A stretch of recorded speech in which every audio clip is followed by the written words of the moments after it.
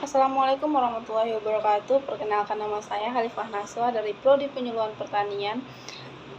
Kali ini saya akan menjelaskan tentang struktur sosial dan stratifikasi. Apa itu struktur sosial?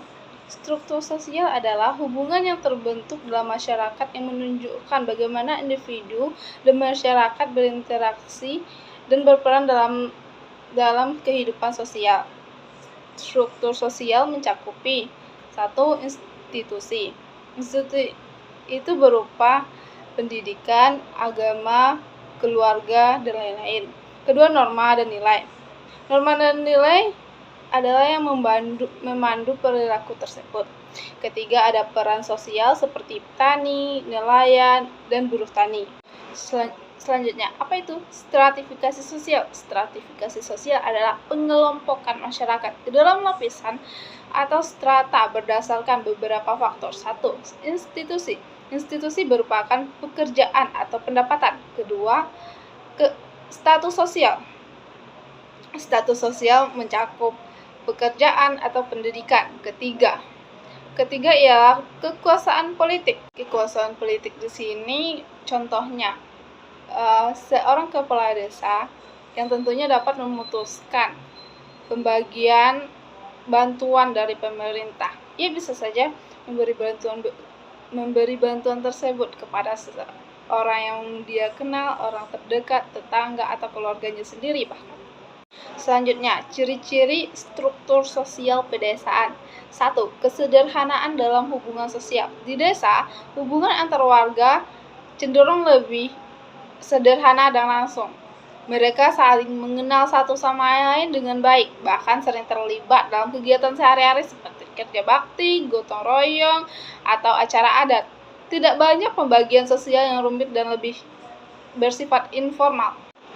Kedua, sifat kekeluargaan dan komunitas yang kuat. Masyarakat pedesaan sangat menjunjung tinggi nilai kekeluargaan dan saling membantu. Gotong royong adalah hal yang biasa di sini. Misalnya, saat ada orang yang membangun rumah atau punya hajat, tetangga akan saling membantu tanpa dihitung-hitung imbalannya. Ada rasa saling peduli yang lebih kuat dibandingkan di kota. Ketiga, peran tradisional yang dominan. Sebagian besar pekerja di desa masih terikat pada sektor pertanian dan pekerjaan tradisional. Orang-orang lebih sering bekerja sebagai petani, nelayan, atau buruh tani dibandingkan dengan pekerjaan di sektor industri atau jasa yang lebih modern. Pekerjaan ini biasanya diturunkan dari orang tua ke anak, mengikuti pola yang sudah ada.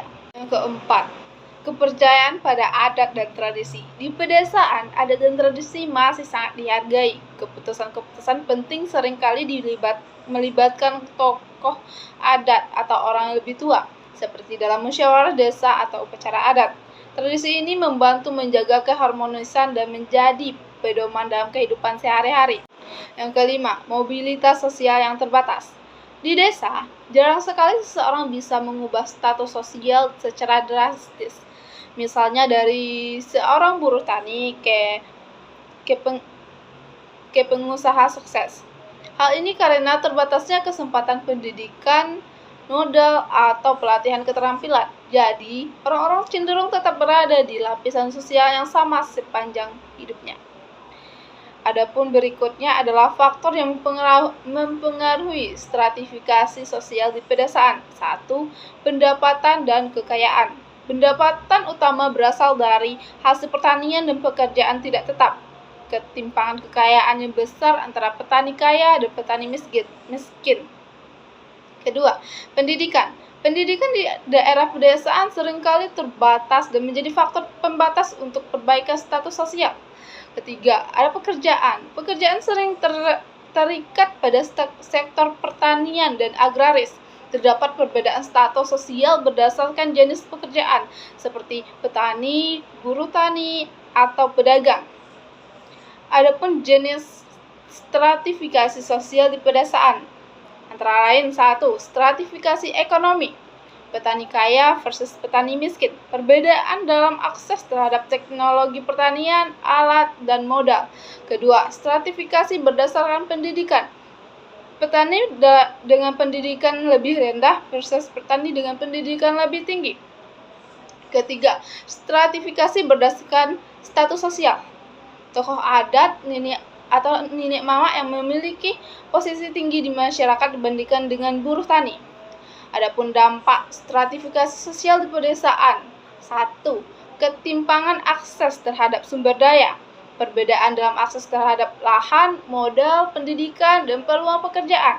Kedua, konflik sosial. Perbedaan status sosial bisa menyebabkan ketegangan antara kelompok. Misalnya, ketegangan antara pemilik tanah dan buruh tani. Ketiga, mobilitas sosial yang terbatas. Sulit bagi individu dari strata bawah untuk naik ke atas karena rendahnya pendidikan dan peluang. Adapun peran struktur sosial dalam kehidupan pedesaan adalah satu, fungsi sosial, menjaga stabilitas melalui peran norma yang jelas, membantu mengorganisir kegiatan sosial seperti gotong royong dan musyawarah desa. Kedua, pengaruh terhadap individu. Struktural sosial mengarah bagaimana individu bertindak dalam komunitas, misalnya peran sebagai keluarga atau petani.